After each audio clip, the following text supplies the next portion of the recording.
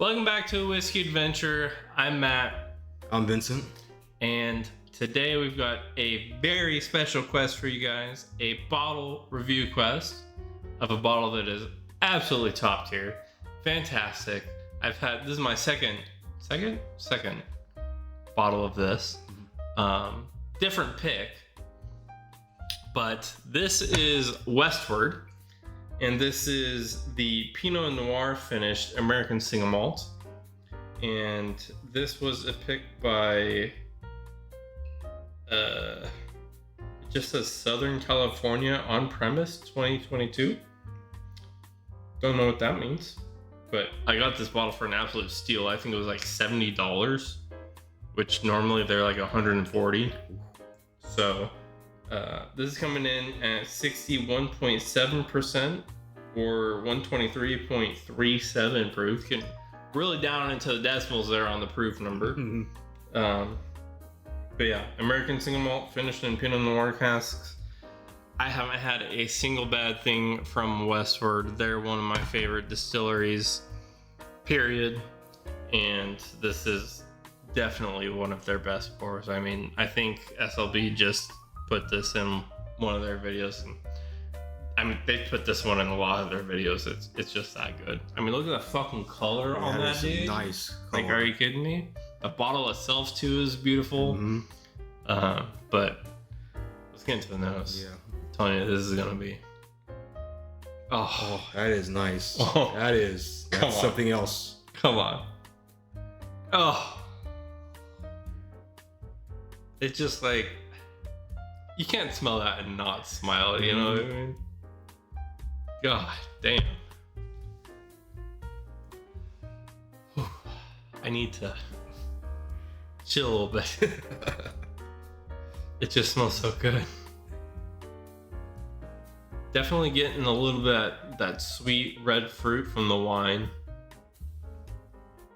But what I absolutely love about Westward's single malts is this deep black tea note that is just fantastic.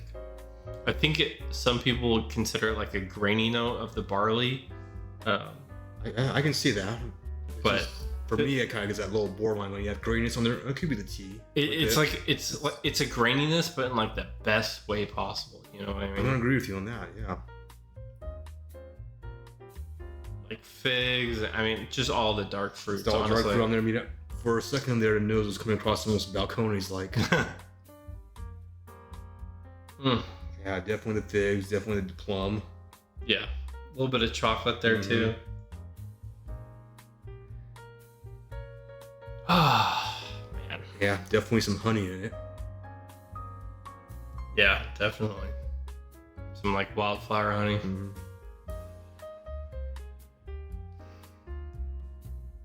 As good as it smells, I'm gonna tell you right now, it tastes better. Ready? Ready.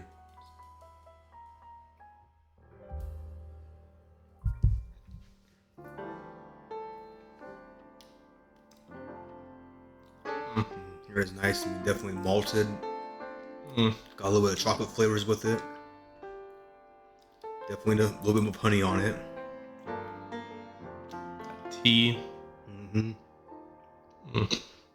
I was about to say grainy or something, but yeah, the tea. It's like a honey hibiscus tea and like, yes, yeah. Mm. That is. Yeah,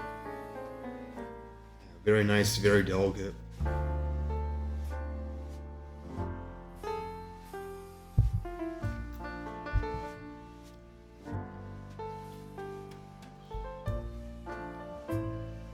There's a little bit of like a dryness to it, but not.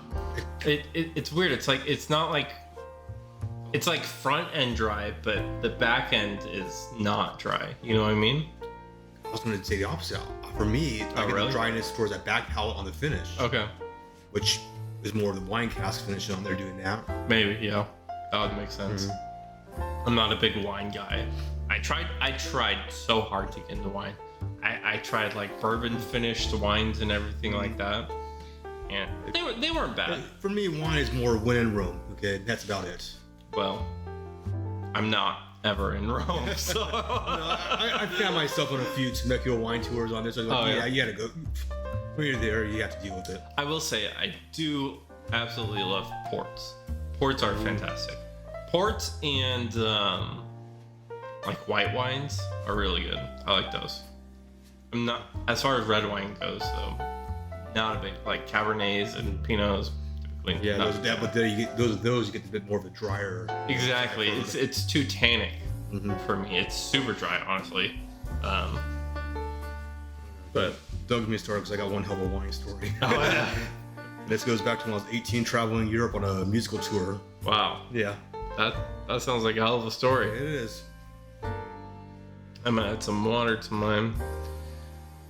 See if that brings out. I don't know what to expect it to bring out, honestly. I don't know. So let's find out.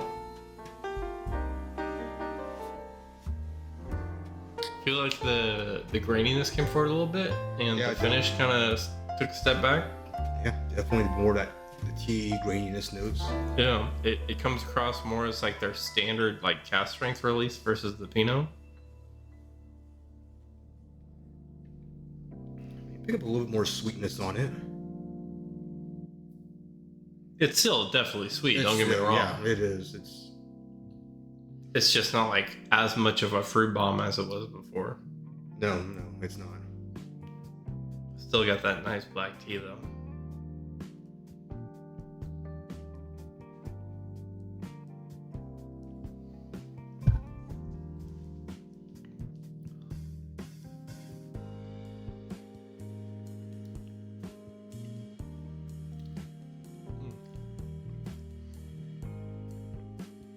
I feel like it's more well balanced, like it's more rounded. Yeah. Before, obviously, it was brighter and it was more. I don't know if robust is the right word. It was more dominant on the palate before the water, but the water really, the way it didn't collapse, but it really rounded it out and made it really smooth. Not like smooth, like easy drinking, but like just all the jagged edges are gone and it's super well balanced.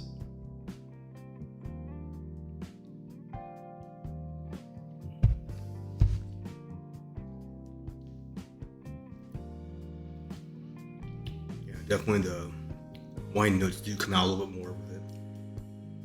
I would say I think the graininess took a step back. I would say if you're not typically a Westward fan, which those people apparently exist. I don't know what's wrong with you, but oh yeah, they're called Buffalo Trace drinkers. but for me personally, palate is great both ways.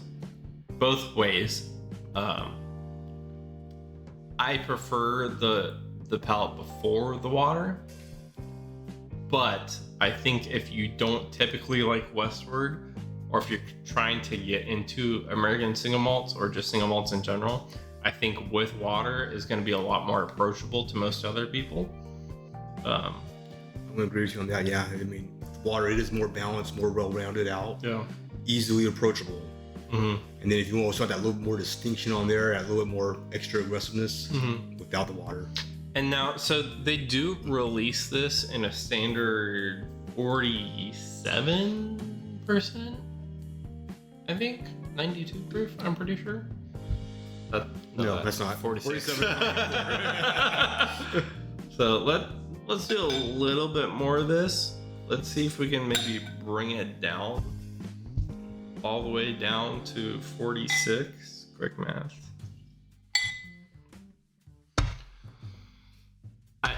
Ironically, I have the regular cask strength. Actually, I'm on my second regular cask strength of Westward, second cask strength of the Pinot finish, and I think I'm still on my OG of the stout cask finish cask strength. But I've never had anything from Westward that isn't cask strength. So Let's really water this down quite a bit. That's probably more than 94, but or 92, whatever. I don't know, we're not being exactly scientific on this one. No, I just want to see what we're just trying to get close enough for government work. Yeah, exactly. It still smells fucking good, you know what I mean? It is a nice, wonderful nose. I mean, you put this up there with any fucking scotch, you know? Yeah, I'm agree with you. It still smells absolutely excellent. I mean, yeah, well, yeah, I'll up there a comparison on there. It's just side by side. We don't be exactly. It's not as like light as a scotch would be, but as far as like the richness, you know? Yeah, it's got more depth. Or the scotch can probably have more. It's gonna be more viscous.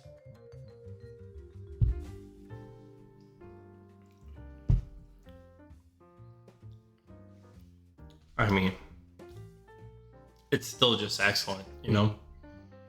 Actually, if that way you had right there for me on the palate, I get a lot more.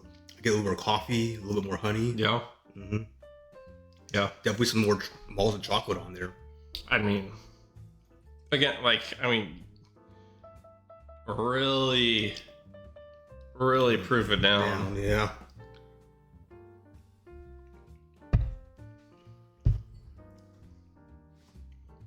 You could take this to probably 40 proof and it would still be a fucking excellent bar, dude.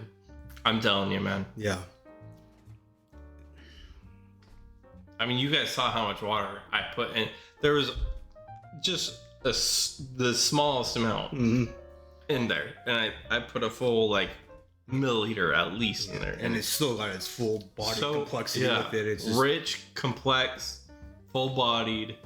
And it's got a great viscosity too. I mean, you know, easily comparable to a scotch now. Yeah, it's just that'll be something to blind it against.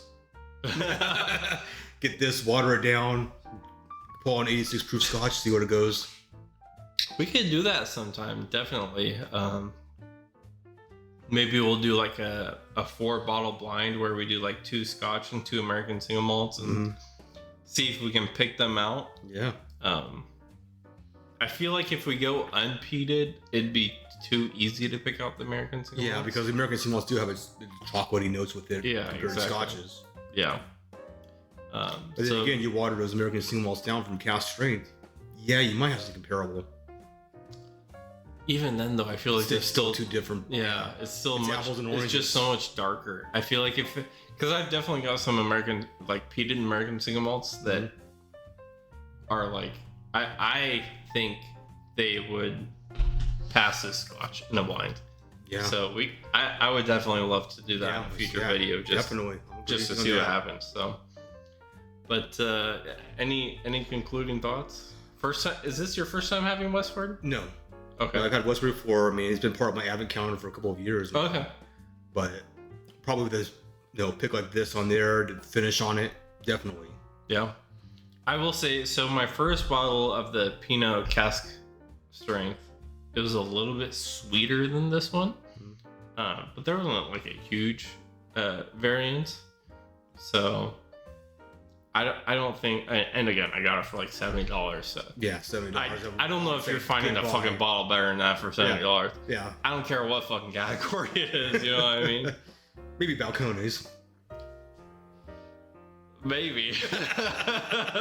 And that would be tough. Honestly, you're tying my hand behind my back, but that would be an interesting point on there. This and balconies. Yeah, we could do that too in American single malt blind. Yeah, that would be super fun. Yeah. But yeah, that's gonna be it for this video, guys. Let us know if you guys enjoyed this video. Also, let us know if there's any bottles that you would like for us to check out. We'll try and get a sample at least, if we can't at least find the whole bottle to bring that review to you guys. But other than that, we'll catch you guys next time. We'll see you guys later.